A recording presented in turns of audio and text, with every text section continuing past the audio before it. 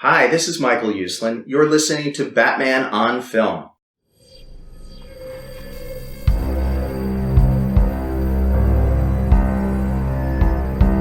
I'm vengeance. I have given a name to my pain.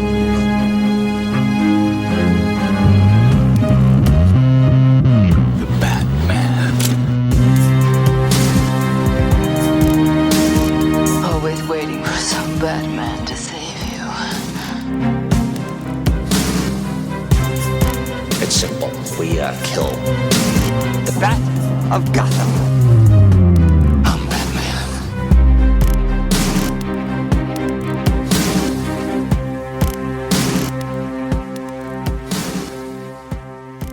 Welcome to the Social Hour, a Batman on Film podcast. I am the founder of Batman on Film, Bill Ramey, and you are listening to episode number 144.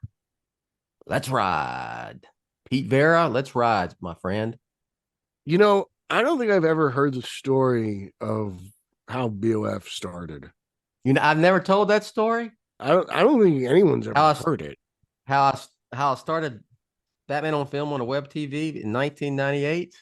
Come on, I had to at least web tell TV. it. What is a web TV? Well, is that like web a smart TV. television? You know what? It was the smartest TV that existed in 1998. How about that? Okay, all right. That was revolutionary technology, man. You could get the interwebs right there on your TV. Your big, it's all you ever wanted. big square, heavy as hell TV. You know? Does Jake know what the web TV is? No. I love his perspective on things. No, if you said what is web TV, he would have no idea what it is. At least he would say something. There's always the chance. He may not. Nothing. He may not even know. I'm trying to think if he even knows of TVs that are, you know, the big old tube TVs, you know, back in the day, big old box, heavy as. He's lucky he's never had to carry one. You ever have to carry one of those big 55-inch screen TVs up a flight of stairs? It's not. I had like a. I mean, it was not even that. It was like a 32, inch. Oh, they were big, so heavy. And I lived on that's when I was younger, obviously. I lived in an apartment on the third floor, like carrying those some bitches up flights of stairs. I mean, I've been going. It's funny you mentioned we talk about flights of stairs because I've been going up and down the stairs because Christmas season, decorations. Yeah. So I found my old dorm TV. It's old 13-inch TV. I saw that. Combo. Yeah. And I watched 89 on it the other day. It works perfectly. I've been pulling out all my old video game systems that my basement's been a mess since Hurricane Sandy. I know it's been like 10 years, but it's been kind of like, I'm not going down there. I'm just going to neglect this and pretend like nothing happened. So I've actually been slowly cleaning it up this Christmas season. And I've been finding a lot of junk that's, very nostalgic and great. So I've been hooking up N64s and Sega Dreamcast and watching old DVDs on my old TV. 64. And I'll tell you that system. It's only a 13-inch TV. Damn thing's heavy. Oh yeah. I'll tell you what, and that combo that DVD VHS combo TV all in one, that was the thing, man. If you had that was awesome. I looked it up on eBay. That television is worth $150 on eBay right now. Wow. And I'm like, why the hell is this thing so expensive? With the remote, I can get it for I could sell it for like $200. And I was talking to Haas about it because he's the biggest video game fan we know. And he was like, well, because people like you are getting into retro gaming and they're hooking up their video games via inputs instead of HDMI. And I'm like, that makes total sense. Micah had told me, Micah's a big gamer, right? Micah. Oh, that's the other one, right? It's the other guy. Yeah, the other one. Yeah, not Jake. The other one. The other Spawn. He has he has every system he's ever owned. And I think he even has, and they're all workable. And he has my old Nintendo 64 from way back in the day. So I played that Mario World on there. Love I that was playing game. Mario Kart last night. It was great. Mario Kart, very underrated. Underrated. I'm a video Luigi, game. number one. And it's obviously Yeah. featured around Italian, so it has a soft Yeah. place in my Do heart. you remember ever having to get up and change the TV channel manually? Yeah, all the time. When the batteries Okay. would run out on the remote all the No, time. no. So I'm talking about no remote. You just had to go up there and turn the dial. Do you Turn is the that dial. is that before your time, or you've We always didn't had have the no, remote? not even my grandmother didn't have a dial. No. Okay. Have you ever had a rotary phone? Yes. Okay. Rotary phone, payphone. Yes, had those. Okay. Jake would have no concept of that. He would have no concept probably of Collect calls. big TV, collect calls. How about minutes on your cell phone? Oh yeah. I mean, yeah. Rollover minutes. I had singular back in the day. Remember, you have to wait till like 5 o'clock after 5 o'clock because then you had free minutes or something. Yeah, like that. I'm just trying to think of things that, like Jake for sure, but maybe even Micah would have never experienced. You know, these kids in their early and mid 20s. Even though Micah's heading toward, he's on a rapid run to 30 here. He'll be 30. A lot of 26. like younger people collect calls seem to really I had to call a number to get someone else to pay for a call so that I could get picked up from school because I missed the bus. Yeah. And you used to do it if you were smart. It'd be like, please say your name, and you would just say, "Mom missed the bus, pick me up," and you'd hang up. So therefore, no one would pay for the call. Yeah. Have you? Oh my gosh! Did you ever do emergency breakthrough? No, never did that. Like busy signal? Remember busy signals? That's another thing. I do. In college, we should do something called IP chat relay, where we would type into some service and then they would speak for us and call somebody else. Really? Yeah. We used to do that when we got bored. That's crazy. All right. So this is episode, like I said, episode 144 of the Social Hour. This is my podcast. I get to do my own podcast. They allow me to do this podcast here on Batman on Film. Well, Lauer does. Oh, Lauer. Okay. All right. So got a few Batman things to talk about. I listened to your, it was the wrap-up show, the monthly wrap-up, comic book wrap-up, Lauer show, Batman Book Club. Which it's all Lauer's show. He runs the internet. Found on Batman on Film, wrapping up the comics from October, and y'all talked about Batman 89 Echoes. Yes. Which I am reviewing for Batman on Film. You can check out that. It's about time you did something. Yeah, I haven't done anything in so long, and I thought I would at least chip in some, help out a little bit around here. You can find my review of issue number 1 over on Batman on Film, the website. I surprisingly liked it quite a bit. You and most people, actually. It seems to be getting positive feedback on the internet a lot more than the first one. I remember I was one of the few who enjoyed the first one. I was like kind of in the middle, lean toward the negative of the original, but this issue number 1, it's at least I thought I really liked it. And what did you there was a lot of talk about Alicia. What did you make of Alicia? Did it bother you? Did it take you out of the book at all? No. Yeah, I just kind of, me and Lauer talked about it. I just kind of figured. You don't never saw her die on screen, so can I trust the Joker? What do you say? I had a tragedy in my life, Elisa. She threw herself out the window. Maybe my thing was I told Lauer maybe she was on the first floor. Story. Well, okay, I was about to say first floor. So, whatever. So, and maybe it's not, exactly the same universe as Batman 89 / That's kind of what I'm taking it as. This is, you can look at it that like if you wanted to. And so it got me, reading it, I thought it was amusing that Dr. Dr. Crane looks a little bit like Howard Stern. A lot of and- people are saying Goldblum. They see a lot Really? of Goldblum in there. Well, they're very similar looking dudes, you know? Yeah. In fact, Private Parts, you've seen that movie, right? Yeah, of course. Okay. I mean, before Howard and Fred and the rest of them, Baba Booey and Robin, you know, they played themselves. Even though they're not actors, they played themselves in the film.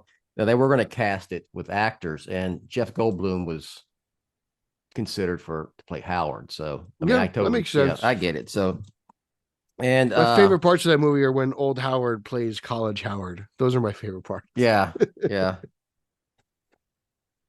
That's a good movie, really is. But and then you had, you know, the Harley character looks like Madonna, right? You know, so I got to thinking, you know, well, this is, you know, there were rumors around back in the post Batman and Robin days when there still was going to be a Batman 5 from that continuity, Burton Schumacher films. You know, they did have the Batman, we called it Batman Triumphant. And it was actually titled Batman Unchained. What it would have been Where called. did Triumphant come from? Was that just a title? That's what it was called. I had never, you know, and then like finally DCEU, it just was said once and took over. finally, I mean, it's been a few years ago, not like, you know, like 5 or 6 years ago, the screenwriter, Mark Protasevich, who wrote that script, said, no, it was not Triumphant. It was called Batman Unchained. So he corrected that. But still, when you say Batman Triumphant, you know what they're talking about, right? So, and there were rumors that, you know, well, they're not rumors. I mean, he even said that the script was basically the Scarecrow, Harley Quinn, who was going to be the Joker's daughter in that incarnation, and Howard Stern. I'm taking that as at least she didn't die. Yeah, Howard Stern was rumored as you know, the Scarecrow. Well, he's talked about it too. I don't know how far that got, really. I remember hearing rumors that Scarecrow would create. I remember they were talking about Nicholson and DeVito would come back as cameos. That's true. That's true. Yeah, which would have been great, to be honest. That's all true. And so anyway, it was going to be, you know, Joel Schumacher. It was going to be, you know, kind of go back toward the, you know, more of the, which is what Joel like wanted. Forever and the vibe of Forever and Batman 89, really kind of a mix. And so you'd have hallucination with the Joker and whoever else, these other characters, you know, the Penguin and so forth. And so this, you know, with this Batman Echoes, it's kind of sort of what if of Batman Triumphant or / Unchained, you know, because the previous Batman 89 comic book series was not what Batman 3 was really going to end up being under Burton. It was, I mean, Batman Forever, what became Batman Forever that was the script that they were working on, even with Burton. And it was going to be the Penguin and of course Two-Face would have come back. You know, we would have got the Billy D. Williams version, but you had the Riddler, Robin Williams as the Riddler and whatnot. So were the rumors of Mickey Dolenz as being a choice for the Riddler that accurate? Probably not. It was all over I remember reading Mickey Dolenz with a shaved head question mark on the top of his head. I don't remember. Maybe you remember me doing it. I don't remember writing that on Batman on Film at that time, or Jett D60's Batman 5 page. Probably was what it was at that point. But I do, you know, always, you know, they did talk to Robin Williams, but things changed once they, Keaton walked away and Kilmer came on board, and even, you know, Rene Russo was cast as Chase Meridian originally, and they recast that role with a younger actress and got Aquaman's mother as And Jake. Nicole Kidman.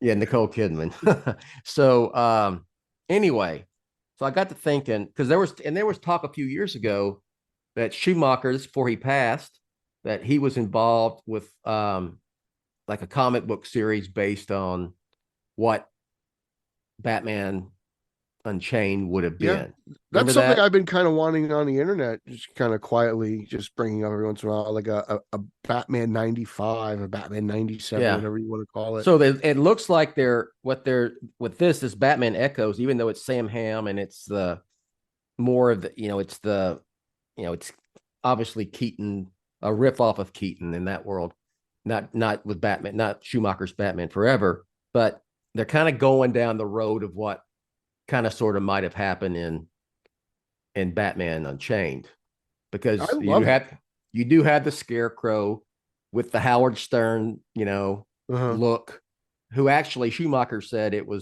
he really wanted to cast Nick Cage as Crane. Oh God. And I'm not a Nick Cage fan.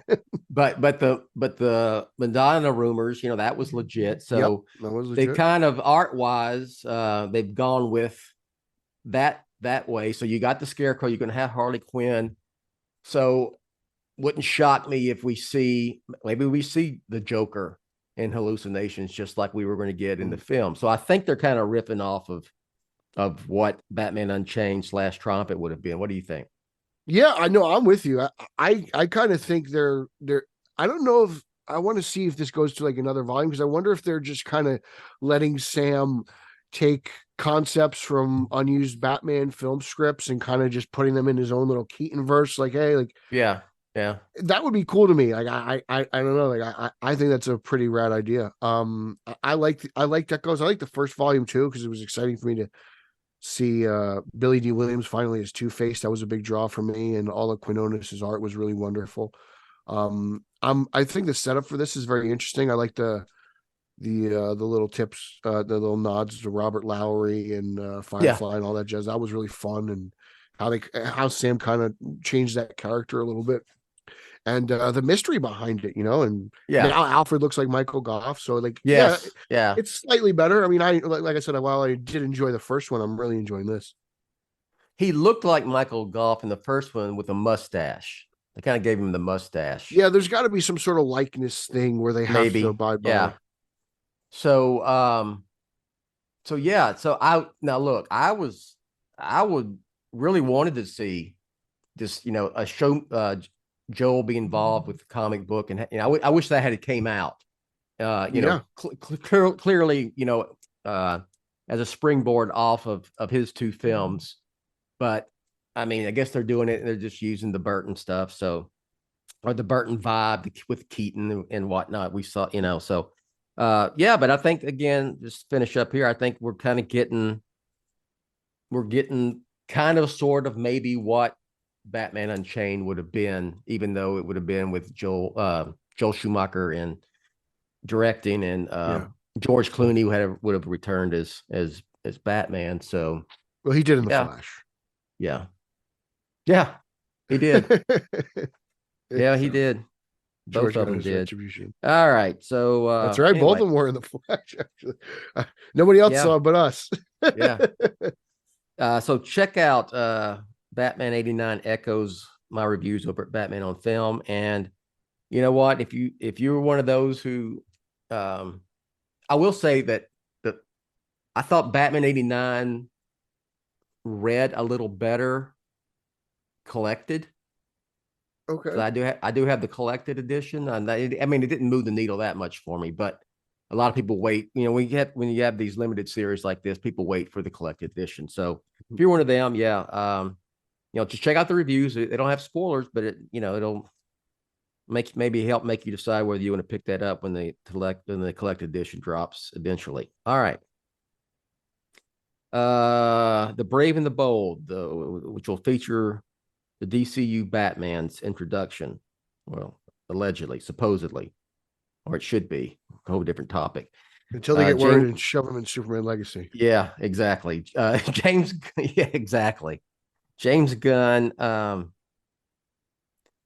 he often interacts with people on social media, and someone asked him about it was started with Superman Legacy. He said the script's like 99.9% done. And then someone brought up about this some rumor from one of these Kassab's Twitter accounts, right? X account, whatever, saying rumor, here's who they're looking to cast for the Brave and the Bold. And I'm not even going to mention the handle or even give any weight to the people. Well, one of them I will say is Clancy Brown is Alfred, and he's already in the DCU as the Penguin. Yeah, I thought that was well, he's in the Penguin. He's in the Penguin. Yeah, he's not in the new DCU, Penguin. but he's in the Batman verse. So anyway, it's all bullshit. And he said, yeah, of course, because there's no script, there's no casting. Of course, it's bullshit. So as of now, just to update, and this is not like any kind of breaking news or analysis. I mean, there's no script, and therefore there's no casting. And all you've got essentially is this project has been announced, and they've got Andy Muschietti as of now directing it. That's he's it. not going to direct. I don't think he's even going to direct that movie. So what you got now is you've got the Batman, you've got Matt Reeves, and you're going to wait patiently until that's done, because I think that's the plan. That's exactly right. I agree. I think, and that's what they should do. They should let Matt Reeves finish his deal, because Matt Reeves is not going to look. I mean, he's not going to make Batman forever. Pun not intended.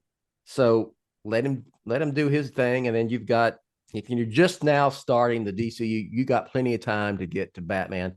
And I was, people were, I heard scuttlebutt and rumors, and just people, it was a wish list. Like, I want this, fans that want this to happen. Batman, the DCU Batman making his debut in Superman Legacy. And on one hand, I totally get why people would think that's a possibility, because James Gunn's already shoved in like 629 non-Superman DC characters into that and Warner Brothers likes to repeat their mistakes. Yes, or at least yeah, well, that's true. But DC films. That ain't happening for a variety of reasons. I mean, number one, like I wrote an op-ed on it. I think I just said that, but if you want to check it out, I mean, the timing, the calendar. Superman Legacy comes out 3 months before the Batman Part 2, so they're not going to hijack, if you will, the buzz for the next Batman film by putting a new Batman who we'll see on down the line in Superman Legacy. Then we know multiple Batman isn't a draw. We learned that from the Flash. Well, they should have learned it, so I don't think Batman was the issue with that. I think it was just people sick of that DC, that incarnation of DC completely. No, but I mean, no, and it shouldn't happen. It's another thing. You really want to put Batman in a solo Superman film and let him, you did that with BVS, and how'd that work out? I mean, you completely hijacked what should have been a Superman sequel to the Man of Steel and put Batman, who overshadowed Superman tremendously. It's basically Batman movie, and it was, it's reasonable. It's Batman v Superman, not Superman. Actually, Batman was the lead for the next 2 movies. Yeah, right. Yeah, and I will say finally, just for Batman, the Batman character, Batman on film, that new Batman should be introduced in a Batman film. So no DCU Batman in the Brave and the Bold. Sounds like really logical stuff. The problem is, I think they're going to do the opposite. I just feel that you think I don't think he's going to show up, but I don't trust them not to shove him in some other movie that they think will be all right. Let's bring in the cash cow. Like, they've done it before, and they like to do things again. They're just restarting their shared universe after the last one failed. So, yeah, you think the Brave and Bold's going to ultimately happen? If you had to bet, I have to bet. See, the problem with that is I need to see Superman Legacy. Okay, because if Superman Legacy does not do well, none of this is happening. Yeah, everything's going to get. How they are. They're going to get retooled. They're going to, there's a bunch of notes. There's people, things are going to change, and they're going to. That's how they are. They're a very reactionary studio. I don't care that it's DC. Even I still think with, Warner Brothers is saying this. Even with all the now it's Warner Brothers Discovery, but it's still Warner Brothers Pictures. But even with all these new executives and all the people who were involved with the other stuff are no longer there, you still think what's that old saying? If you don't learn from previous mistakes, you're just bound to repeat them. Like to me, that's what it seems like, And I know a lot of people are going to be upset with me, and they're going to Bill Jr. And I'm like, yeah, well, what do you want me to do? How I feel? Where do you fall? Where do you fall on this? Just real quick about Superman. Where do you fall on the Superman, the character of Superman on film? Is there a strong desire like there is for Batman, Spider-Man? Where do you fall on that debate? I think he can be there because I feel like he's constantly within pop culture. He's constantly mentioned. People have the logo tattooed on them. They have it on the back of their car. Like Superman's out there. I just think he needs something to catapult him back into the public light, and a really good movie would do that. I feel. But the people, even if the movie was really good, which I hope it is, I hope Superman Legacy is good. Do enough people in the general audience care enough to even go see it? Because you're coming, and I with the caveat, you got, you're coming off. This is the third reboot after the Reeves films. You've had Superman Returns, and then you had Man of Steel, and now you have Superman Legacy. Now we know that sort of stuff has worked with Spider-Man and Batman because each incarnation has been a success. The incarnations of Superman on film after Superman 2 have not been a success. I don't know if Amazing was a success. It wasn't as critically successful as. No, but it made some money. Yeah, it made it was $700-800 Amazing $2 million. $600-700. Yeah.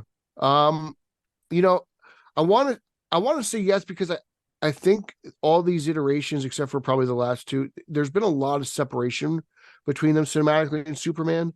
Like after, it was like 1984 was his last movie, and then it became 2007.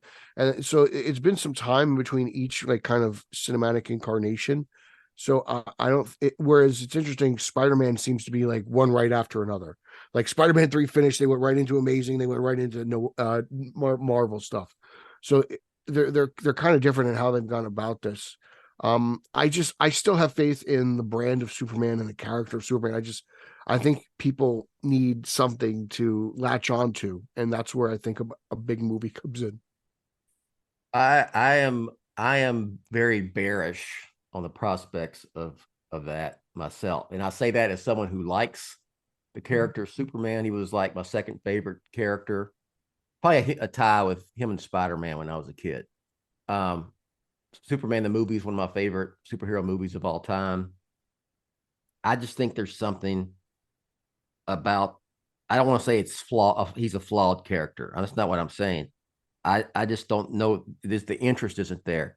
I really do think because I feel like Captain America is Marvel's version of Superman. I think it's all about writing in movie, because I feel like Captain America wasn't as popular as he was until the MCU. Maybe the MCU was just, that's flash in the pan type thing that, only I think that's a direct result of the MCU brand becoming what it was. Mm-hmm. I mean, the first Captain America film, which I really like because it's a period piece. I mean, it didn't set the world on fire at the box office, No, it was the Avengers movies. And then it's just got, and it's so. I just think you're looking at the popularity of Captain America is directly as a result of the. Now of the it's MCU more about Chris Evans films. than it is actually Captain America. Yeah. So I like I said, I want to be optimistic. I'm just not. I do look at history, and I'm a history guy, and I do. History says that this film will not be that much of a success. But I'm hoping that is I hope it doesn't happen. I am pulling for Superman Legacy to do well, because it's not only it's just good for the entire genre, and I would like a good Superman film. I would, but I put it up for debate on the Facebook page, and it came from Scott Mendelson. I don't agree with a lot of Scott's takes, and his reviews, but I will say he's at least he is legitimate. I mean, he believes, he's just not throwing out BS. But he had one about No, I read it. It made sense. Yeah, he responded to one of those questions. Say something. Have a hot take about Superman or something like that. And his was I don't even think it's a hot take, because I think it's so well thought out that I just think it's something to create discussion. And I think Scott does that really well. So I want to say it exactly correct. So let me because exactly quote. When you read it and you hear it out loud, you're like, this makes a lot of sense. Because I agreed. Because he mentions here. King Arthur in his description, and you're like, well, that makes sense. Like, how many King Arthur? We recently just saw one not too long ago that I believe bombed, with everyone's favorite choice for Green Arrow. What's his name? Oh, I forget. With the guy with the goatee. Green Arrow. Yeah, they wanted him to be the DCEU Green Arrow. Like, what's his name? Like Charlie Hunnam or something like that. Oh, hell, I don't have any idea, man. I think it was Arthur. All right, let's see here. I want to get his quote correct. Okay. So the question was, what is your spiciest Superman take? Fire emojis. And Scott says, Superman as an IP is closer to King Arthur, Robin Hood, or Peter Pan. Everyone has heard of him, but not everyone is automatically craving a movie about him, like Spider-Man or Batman. I 100% agree with that take. It's pretty spot on. Well, here you go. His name's Charlie Hunnam, and the last King Arthur movie came out in 2017, and nobody remembers or talks about. But it's the King Arthur's an IP that people are familiar with. Superman is the logo's iconic. Superman is an iconic character. But I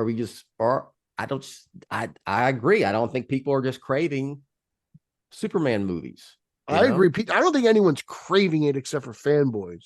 That's why I say, like, I think if James Gunn comes out here and delivers this 4-quadrant film that's a huge blockbuster and everyone goes sees and it's got repeat viewings, then the character's still alive and well, and maybe it's just the quote-unquote good movie that people are waiting for. Are people going to go see it?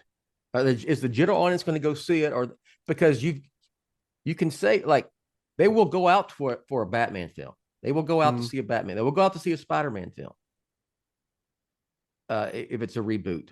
I mean, if these trends are continuing, then I'm going to say no. Because people aren't going to movies at all, the movie's great, but what's going to get them to get off their couch? Someone's have to get someone. It's got to have something. There's got to be an appeal besides. I don't know what the appeal would be. I mean, do you think that this streaming stuff that people bring up all the time, the fact that, like, it only takes a movie maybe like a month to go from theater to couch, is that the problem? Do they have to rethink? I mean, that?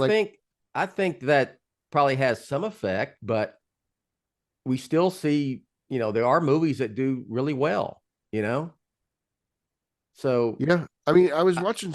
I mean, even like Guardians, even though it's probably the Guardians 3 was the best movie comic book wise to come out, it still made less money than Guardians 2. I was reading, which I found was interesting. So even something that's as huge of a hit as Guardians made less than its previous version. So even the good stuff, not everyone's going to go see. I don't know how you get people to go back to the movies. I don't know. Post COVID, it seems like no one's going to the theater anymore, to be honest with you. Maybe in the States, inflation has something to do with it. Probably interest, streaming, everything's been watered down. I'm sure everything has taken a little bit of toll out of that. It's very interesting. It really is, because the landscape of the movie industry has changed, and I don't know what they're trying to do. If they're trying to cater to the audience, or if they're trying to figure out how to get the audience back, or they just don't know what to do. I don't think it's as simple as just saying, well, just, if it's a good Superman movie and it's traditional Superman, then everything will be fine. I just don't think it's that simple. That's fan talk. with all due respect. And I fan talk too, so we shall see. I hope it does well. I want it to be a success. I want to see a good Superman film. I like the casting all the way around. So we shall see. Hey, y'all, it's Bill Ramey, founder of Batman on Film.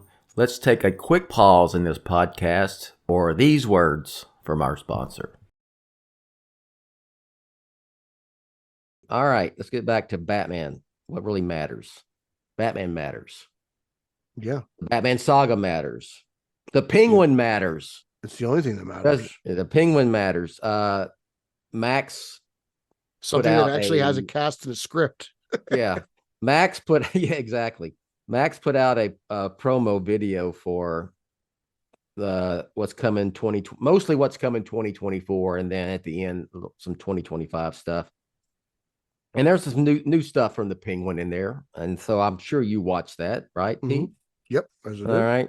And we got a couple of new looks. You got all of Oz, Colin Farrell, Oz. One with him with a lighter. Which I believe his dialogue opened up the TV. Yeah, it did. He said, "This is one of those moments when you got to ask yourself, what do I want? And what does he want? He wants Gotham City. Yes, by the balls." There was another shot of him and another dude putting a body in the trunk of a car. Yeah, it's great. It's everything I thought it would be, to be honest. Even those few seconds that we saw in that, because it wasn't all Penguin, it was a bunch of other stuff too. It was all good. It all fits with what I see in my head, what I've seen previously. I love his voice. It's good to hear him back. Just enough to hold me over for a little bit longer. Yeah, I mean, I suspect. Here we are. It's December. Probably maybe early next year. I'm sure we get some sort of trailer or some sort of getting some promos for the Penguin. But isn't it going to be nice to start talking about live action content again? I can't wait because I mean, between these strikes and everything, it's been like, needle in a haystack trying to find. I just feel like the dam's about to break here at Batman on Film, because we're going to have the Penguin coming up. I mean, like next year, and next year is what? It's the 7th of December. So, I mean, we got 3 weeks left, and then it's and so it's 2024 next year. So we'll have the Penguin. We're gonna podcast each episode. We're gonna have written reviews for each episode, and then the Batman will be filming. Batman Part 2 will be filming, so we'll be talking about that. And the Batman Part 2 comes in 2025. So exciting times for Batman on Film. A couple more quotes, just some dialogue again from Oz. The world ain't built for guys like us, and you ain't seen what I can do. I can't wait to watch. That's all I got. That was my best Oz Cobblepot impersonation. You always got to start. The key to a good feral Penguin voice is proprietor. If you could say it like that, you throw a little like proprietor. What you got nothing to do with me? It's a little bit of that. But I'm ready for this, man. I can't wait. I still saw it. I mean, I see the stuff, and it's just, to me, Sopranos, Boardwalk Empire, and that's the vibe. That's it. And it's consistent. Also, I think we see a shot of Gotham. I mean, it's consistent of what we got, the aesthetic of the Batman as well. I'm excited to see how that translates from the Batman to the Penguin, knowing Matt Reeves isn't necessarily, let's say, well, he's not the showrunner. Yeah, like it's someone else. It's someone else's kind of peek into his world. So things will be a little bit different. But I'm excited to see how that translates. What the showrunner can bring to it. We'll see Falcone's desk, or his office. That overlooked. I'm sure we got to see that. Iceberg Lounge will be there. Yeah, I would imagine a lot of this probably takes place in the Iceberg Lounge. Yeah, because Falcone, his office is in the building where the Iceberg Lounge is, right? Has there been any word on the twins? Are they in this? I interviewed them for was it for the Blu-ray release of the Batman? I don't know. I interviewed him. And I asked about the Penguin, and they just kind of said, you'll have to wait and see, basically. Because they were kind of like the bad version of Officer Martinez. They stole the show a little bit. They've got to be in it, you know? You would think, right? Yeah. Especially if they be in it? Especially if their front door at the lounge, they're going to be in it quite a bit. I would expect them to be in it. They seem to be pretty high on Oswald's trust list. Yeah. I wonder who else from the Batman. Like, obviously, everyone's curious. Will Batman Bruce Wayne show up? Blah blah. But I'm more like, will we see Mackenzie or some of these other guys that were introduced in the Batman? Are we going to get some prequel elements? Would John Turturro possibly come back? Well, he did, but you'd have to like flashbacks. Yeah. Yeah, that's what I mean. Yeah. Man, it's just so much. You've got, one would think, okay, on one hand, you would think definitely going to have some crossover, some cross-pollination. They'll have some characters from the Batman will show up. Maybe it's, we did see, what do we see more of in the Batman?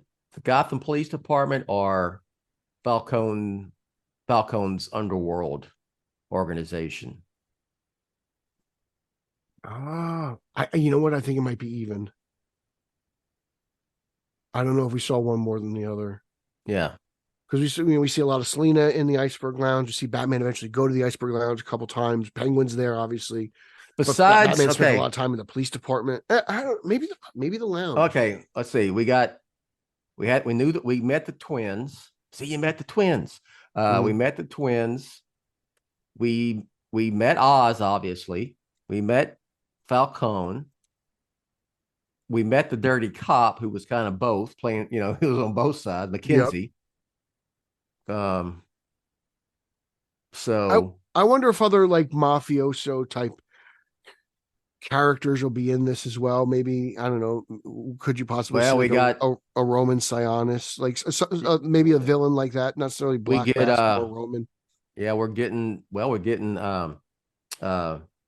Maroni. Yeah, I know he was in that. I was just thinking of characters we haven't heard of or something like that. Just maybe it'd be a nice little treat or something. But it's going to be cool to see these guys interact. I wonder, like, I kind of feel like Batman's going to be in the periphery, like he kind of should be talked about, not really seen. It would be like, how much of Gotham Police are we going to see in the Penguin? Because if you see the Gotham Police, we know the main players are still there. There's got to be someone still working in the police department for Oswald. Yeah, because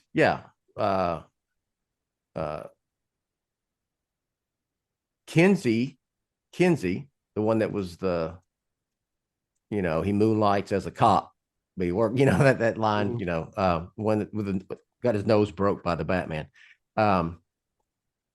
He's been outed, so he's out. He's gone. We still have Bach. Is it Bach or Brock? It was Bach. Mackenzie Bach. You son of a bitch. He's still there. That line. Did you think that line would take off like it has? It's awesome. It's awesome, man. He was a good cop, so he's still there. Gordon's there. It just depends on how much of the police we see. I'm not sure. I think we're going to spend way more. Yeah, I think we're going to spend way more time with the criminal element. I think this is all going to be. I think you get some police department, some GCPD. I think maybe there's a good chance that Mr. Wright pops up. He's a big HBO guy as well. He's been in a few HBO shows, so I wouldn't be surprised to see him there. But I think we're going to spend a lot of time with the Gotham Underground. I do too. I mean, that's the show's the Penguin. You kind of know it's going to be a turf war, right? I think so. Yeah, I'm excited to see what Clancy Brown can bring to Maroni. I thought it was a very surprising choice. Not that Clancy's a bad actor. He's done everything from animation to the Goldbergs to to now. Oh yeah, he's done a lot. He's done so much in Hollywood. So there's no doubting his abilities. It's just it was a very interesting choice for me. Well, hopefully, we know it's supposed to release in 2024. I'm sure the strike has pushed it back, but they're still promoting it as a 2024 Max event. So I hope so. It'll get here sooner rather than later. And with that, that's all I got. You got anything else? How's the Rangers offseason looking? You doing anything? Well, I'm right in the middle of football season. So, well, I mean, I do this in sports talk. So I guess they're out on Shohei. Let me tell you, the way that guy has gone about free agency is kind of absurd. Like, I don't know if it's because I don't know what it could be, because he's kind of treating it like he's trading like I don't know, like atomic bomb secrets. Like everything's so what is he doing? It's like a LeBron in the choice. Remember yeah, that? I think no, because it's so if you talk, then if you tell people that we met, then we will not sign with you. Yeah, it's like that. It's like he gives them ultimatums, and I was like, this is very interesting. I've never heard of negotiations where if it's apparently he's a very secretive man. Like when he won the MVP, yeah, and they asked him the name of his dog, he refused to give them the name of the dog because he just doesn't want people to know about his personal life. So he's a very secretive person, which is very interesting. And I can only imagine what that's like being the most famous person in a country and not wanting anyone to know anything about you. It's absurd.